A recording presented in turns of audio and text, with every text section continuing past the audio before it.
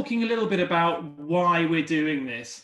The overarching goals of drug policy are, to us, I think, very obvious, but in the context of a lot of public debate, I think they bear repeating. We would like to see drug policy rooted in human rights, in basic principles of public health. We'd like to see a focus on protecting youth and vulnerable populations. We'd like to see social justice issues front and centre. We need to see a focus on security and development, and I'm talking about international development and security issues here, because obviously UK markets for things like cocaine obviously have issues for places like Colombia and Mexico and West Africa, and the production and transit regions which are involved in that market. And obviously we'd like to see crime reduction. Obviously illegal markets fuel an awful lot of crime. So those are the basic goals that we'd like to see drug policy deliver. And I think it's useful to both evaluate the current policy, the status quo, on the basis of that. Is it delivering any of those things? And also as a basis for exploring alternatives that could deliver better outcomes. And I think it's pretty obvious, even from a fairly cursory look at the situation we are currently in, that the current policy is not delivering any of those things. It's undermining human rights and leading to mass criminalization of people who essentially I don't think have done anything wrong, not in the classic sense of criminality. It's undermining public health. It's making drug use more dangerous. It's not deterring use. It's encouraging high-risk behaviors in high-risk environments with higher risk products. It's imperiling young people and vulnerable populations. It's undermining social justice in terms of discriminatory policing against minority communities, for example. It's undermining security and development in places like Mexico and Colombia. We see all this awful drug war violence and insecurity. And it's obviously fueling an enormous amount of crime at all scales across the world. So by any measure, by any indicator, the war on drugs is a disaster. But what can we do? Obviously, if you're going to end the war on drugs, you need to be looking at, if you're going to end prohibition, you will still have a market and it needs to be regulated. So that has been our focus. In terms of the overarching principles of how we address something like regulation, we've looked at, I've just made some comments here.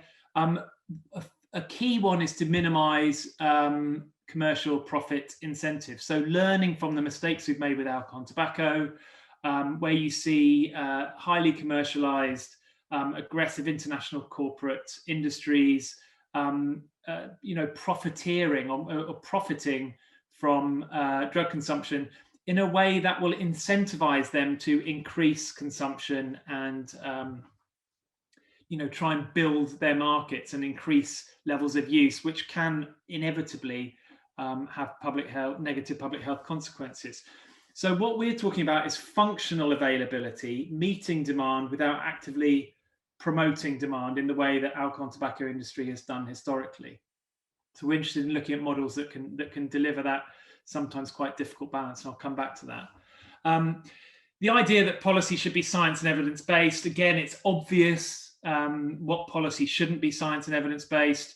But the war on drugs and drug policy historically has not been. It's been much more captured by various political agendas and moral ideological agendas that are, largely unrelated to science, evidence, and the public good.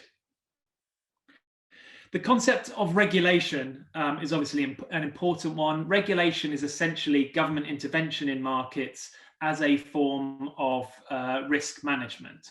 And as such, the forms of regulation, the regulatory tools that you would deploy in the different parts of the market, whether it's production or availability or vendors or access to the market, they will be determined by the risks and harms that are being addressed. So not all drugs will be regulated in the same way. We wouldn't expect cocaine to be regulated in the same way as cannabis, or moving the other way, you wouldn't expect cocaine to be regulated in the same way as, for example, injectable heroin. And finally, just that you have a flexible response. I think policy needs to grow and evolve on the basis of evidence of what is working and what's not working. Now, again, these are fairly obvious policy principles, and the only reason we have a need to repeat them here is because historically drug policy has not been guided by normative policy, social policy, and public health policy thinking. What we're really doing is just saying, look, there's this group of products and behaviors that has sat outside of all our policy norms for an awful long time. We just want to bring it back in within the ambit of government regulation, within the ambit of sort of the broad scholarship and experience we have on regulating risky substances and public health thinking, and just apply that logic and workshop it and see what comes out the other side, which is essentially what the book seeks to do. Okay. Next slide. So production, I mean, how would you produce these drugs? We're talking here about cocaine, MDMA, and amphetamines. And I think the first thing to point out is that they're all produced legally already for medical and scientific uses. And this is what the pictures are. That's a picture of MDMA on the left, used for a research study into therapeutic use of MDMA. In the middle, that's cocaine hydrochloride used for ENT surgery. It's a small market for medical cocaine, but it exists.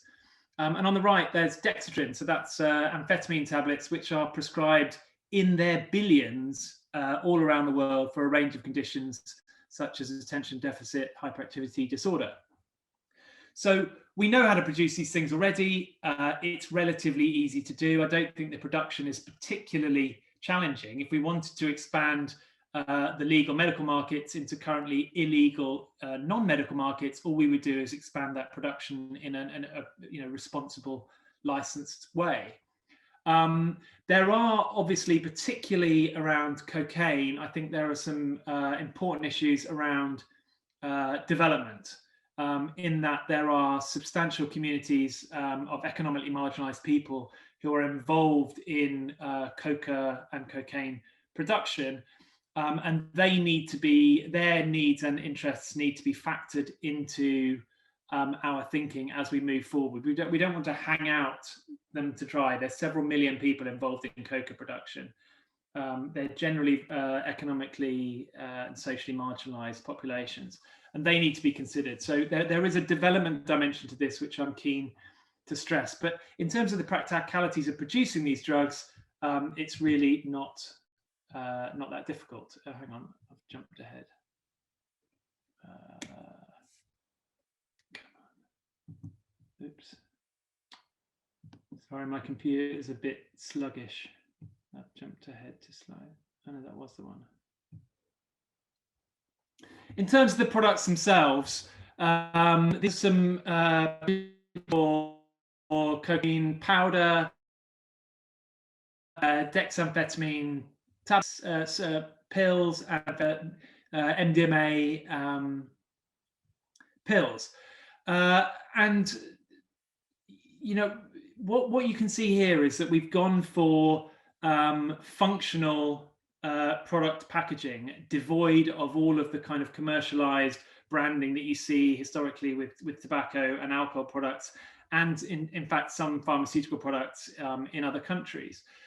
So that, you know, this is purely functional. The whole point is to get rid of the marketing commercialization dimension and focus on functionality in terms of letting people know what the product is and giving them clear health and harm reduction information on the packaging and potentially at point of sale.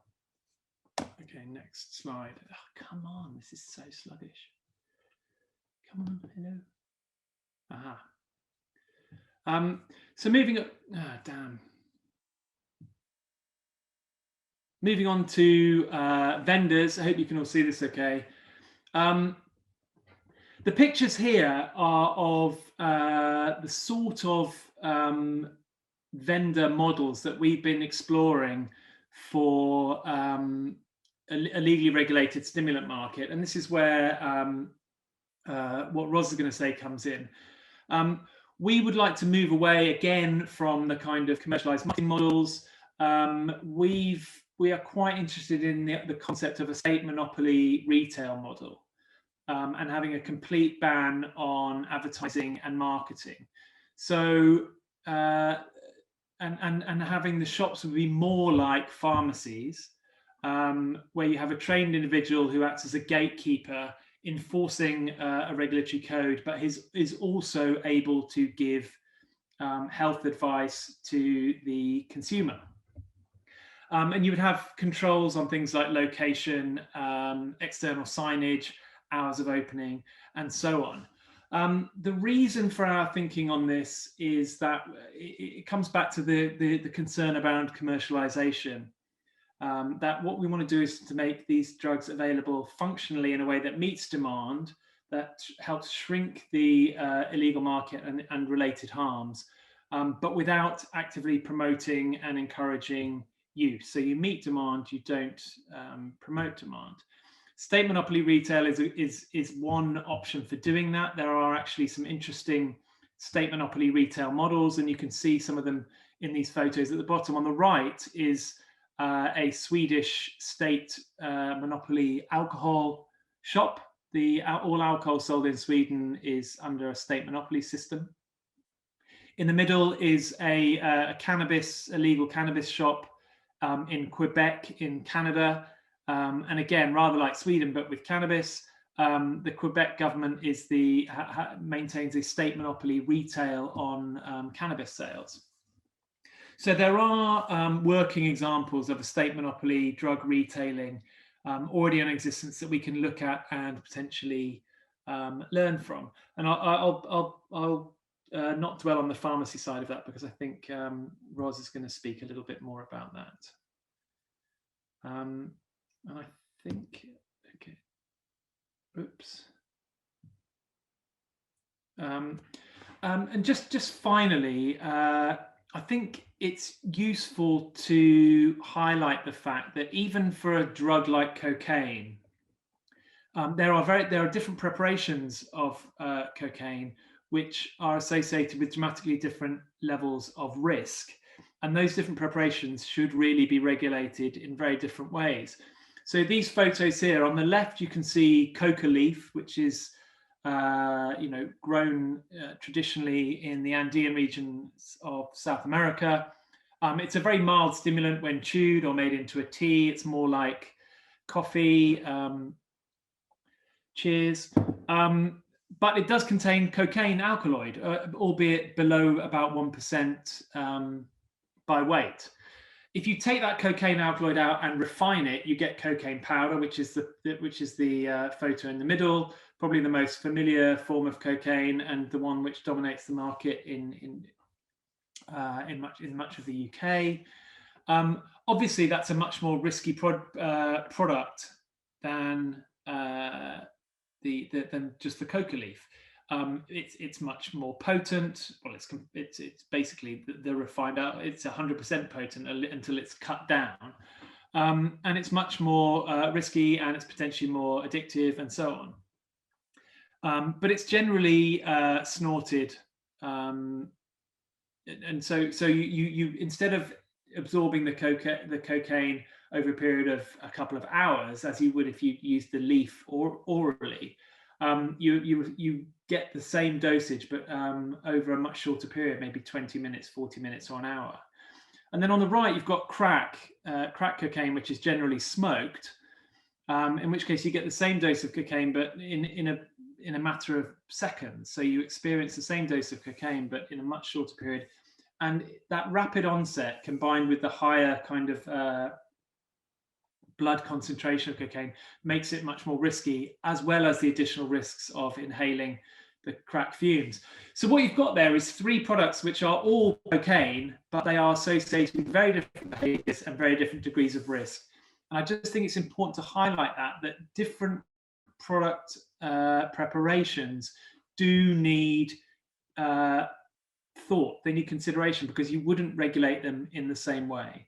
So in our book, we for example, we propose that coca leaf would be relatively lightly regulated. It would be more like coffee or energy drinks. That cocaine powder would be regulated through the state monopoly pharmacy model. and that crack cocaine wouldn't be available for retail at all, because we couldn't really come up with a credible retail model for crack cocaine. But you wouldn't criminalize it. If people did choose to use crack cocaine, they would have access to harm reduction services, including supervised smoking venues. And anyway, if you have access to cocaine powder, making it into crack is a relatively simple procedure. So if people wanted crack, you couldn't prevent that. So you would have a harm reduction approach, not a retail model. Now, the book obviously has got a lot more detail in it than I've been able to go into today. I haven't been able to talk about MDMA or amphetamines. I haven't really talked about some of the international dimensions. I haven't really talked about harm reduction for problematic stimulant users. There's a lot more detail in the book, so please do go and either buy it or download it and read it and let us know what you think. And if you've got any questions, well, we've got some time after Roz has spoken to dig into that. Thanks very much. Chris, back to you. All right, thanks, Steve. That's really interesting, and I'll be looking forward to getting that book and going through that. Before we take questions of the talks, we'll have our presentation from Roz first, and then we'll take questions afterwards. Thank you. Over to you, Roz. Thank you, Chris. So I haven't gone as far as doing a presentation because I knew that Steve would cover off most of the basics, but I think some additional points I wanted to raise really was that we know we have an ongoing challenge around the use of stimulants, and I think I would say cocaine in particular. You look at the latest drug-related deaths data that we've got I think it's the 8th consecutive year now that we've continued to see these kind of all-time high rates of drug-related death as a result of cocaine, and quite notable when you look amongst death amongst women. Over 25% of that increase was seen with women in particular. And I guess my personal approach or personal view, having worked in the substance misuse sector for some time now, is that feeling of we really do need a different approach to this, and that regulation isn't a silver bullet, but perhaps part of a constructive solution, and that there is no, even within regulation, perhaps no single solution, but actually that it's got to be based on having that health and well-being focus, and thinking about the impact on the individuals who are using these substances as well as wider society, and that it's not desirable for it to be a free-for-all. You still need those controls in place, and really for regulation it's a further extension about what already exists at any rate, and just because it's potentially hard to do doesn't mean to say that we shouldn't or that we can't do something to move things forward. But whatever is done really has to to kind of echo what Steve has mentioned, that we put public health and social equality at the heart of this really. At the moment people are in positions where there's been real shifts in terms of some of the purities, certainly around cocaine, or in the case of MDMA, the strength of some of the pills and things that we're seeing. People really don't know what they're getting, so you've got that risk of additional adulterants and some of the harms that we're seeing as a result. And I think whatever is put in place, and certainly working in substance misuse services, this isn't about endorsing or encouraging the use of drugs. It's about those practical steps that can be put in place to reduce down that harm. And there's a massive role for harm reduction in the space, and so much more that needs to be done. So I think on the back of Steve and Transform producing the book that he's already referenced, Steve and I looked to kind of co-author an opinion piece in the PJ. I think it's published a month or so ago now, thinking to kind of build on that idea of actually, where could pharmacy fit with this? So pharmacy, clearly I'm biased being a pharmacist by trade, but thinking about, expert in medicines, we are already involved in, for some of us being able to prescribe, we're as pharmacist prescribers for some medicines. Formulation science is a bread and butter thing that we are taught as undergrads, and we're still involved in. I think when Steve mentioned around like the EMT using cocaine products, for example, we're still involved in the formulation science of that. Pharmacists are dispensing these medicines, we're supervising the consumption of them, thinking about what we use for like methadone, buprenorphine, for example, for opioid substitute. So, you know, there are cases where we are sometimes supplying for dexamphetamine, for example, in rare cases in you know, kind of amphetamine or stimulant dependency. Already selling various different, although at this point in time, obviously lower risk medicines. And we're very used to handling and managing the use of controlled drugs. That's very much where our expertise fit. But also wider than that, around thinking about, you know, drug interactions, for example. So if someone was using and choosing to use that substance alongside medication they're already prescribed or other things that they're taking, we've got the expertise to be able to provide that advice and guidance, and again with that very much that harm reduction focus. So already providing things like needles and syringes and foil used for some of these other substances. So there's a real scope to do more there, I think. That said, you know, there will, I say this isn't necessarily the perfect solution, but hopefully we'll add into the mix about potential ideas and thinking about you know, stigma and how, you know, we can hopefully break down some of those boundaries as well if they're able to access this kind of service through, for example, a community pharmacy setting. And I totally appreciate that there will be pharmacy peers who will very much have a different view on that, or may not want to get involved, or there may not be a particular local need. But there will be others that actually it may, again, add as an add-on to the kind of services that they already provide.